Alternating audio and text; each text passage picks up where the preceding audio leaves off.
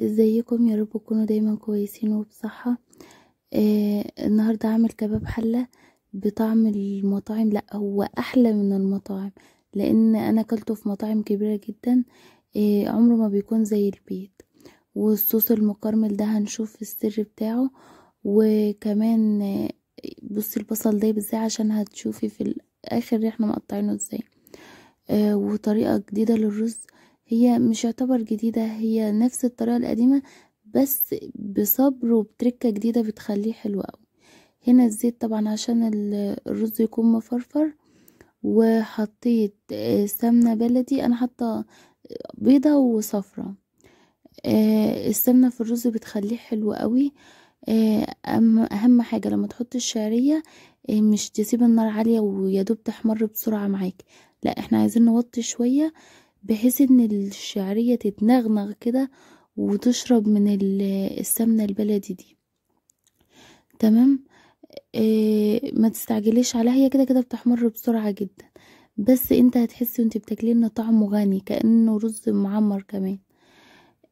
احنا عايزينها لونها فاتح، ما يكونش لونها غامق. انا معايا بيعمل فوران، لان معروفة الزبدة والسمنة البلدي بتعمل كده.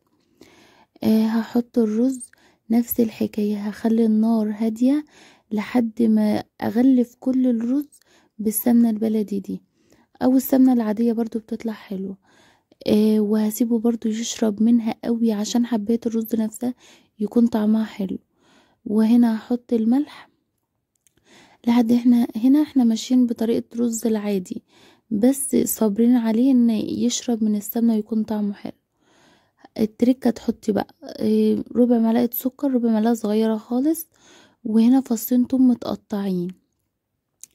انا ما حطيتهمش في الاول ولا قلبتهم كتير، ولا سبتهم يحمروا، يعني يا دوب حطيتهم وحطيت المية على طول. ولا عايزاه مفروم، انا عايزاه متقطع، هو هيدوب مع الرز ويستوي. بس الريحة بتبقى بصوا قلب الدنيا، وطعمه تحفة تحفة، لازم تجربيه. اهم حاجة ما تحمريش التوم، يكون ني بس. وهتظبطي المية بتاعتك زي ما بتعملي الرز بقى، سيبيه عالي لحد ما يغلي، وتهدي النار. اكيد كلنا يعني عارفين طريقة الرز. هنا بقى هبدأ في كباب الحلة. انا مش هحط زيت لان اللحمة معايا فيها دهون. انا هحط قطعة سمنة بلدي عشان تشرب، يعني اللحمة تشرب منها. لازم تكون النار عالية في المرحلة دي، عشان اللحمة تاخد صدمة، تحبس المية بتاعتها جواها، تستوي فيها وتطلع دايبة. وفي المرحلة دي حطيت الفلفل الاسود. يعني وانت بتشوحي لحمة او فراخ، الفلفل الاسود في المرحلة دي بيمسك فيها ويبقى طعمه باين فيها وحلو. حطيت اللورة والحبهان طبعا في الاول عشان يتحمصوا. البصل هتقطعيه جوليان، انت شفتي هو دايب في اول الفيديو ازاي.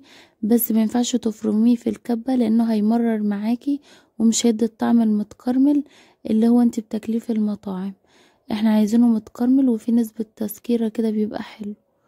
تمام، قطعيه كبير عادي براحتك، هو كده كده لازم هتصبري عليه في السوا لحد ما يدوب خالص. هنا بعد ما شوحنا اللحمة، هتشوحيها شوية مع البصل. انا ما شوحتش البصل لوحده ولا اي حاجة، لانه احنا عايزينه محتفظ بطعمه. حطيت العسل الاسمر، المعلقة دي بقى اللي بتخليكي بصي، هو ده شغل المطاعم. لو انت ما حطيتهاش الطعم هيفرق جدا. كده بتخليه جوسي وبتسوي اللحمة برضو. وبصوا بتخلي اللحمة تنقلب كده في المطاعم الفخمة والفنادق. هما اللي لهم التركة دي في اللحوم، انهم بيحطوا عليها عسل. معايا هنا طماطم، انا عصراها خشن، لان كده كده هتدوب زي ما البصل هيدوب. وحاطه فيها نص معلقه بابريكا صغيره. هنا اللحمه استوت معايا بنسبه 80%. في ناس ممكن تطفي في المرحله دي، وكده مش بيكون حلو خالص، ولا المنظر يعني بيبقى عاطفي. انتي لازم تدوب، يعني هو ممكن يعني ما بياخدش كام دقيقة في السوا، في التحضير، بس في السوا ممكن ياخد ساعتين، ساعتين ونص.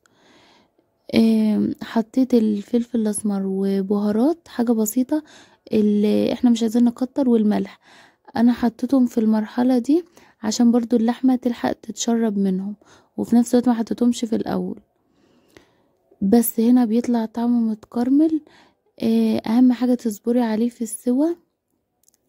وتمشي على الخطوات، ان يعني لان لو اللحمة حطيتيها نية كده مش هيبقى حلو معاكي، لازم تاخد صدمة.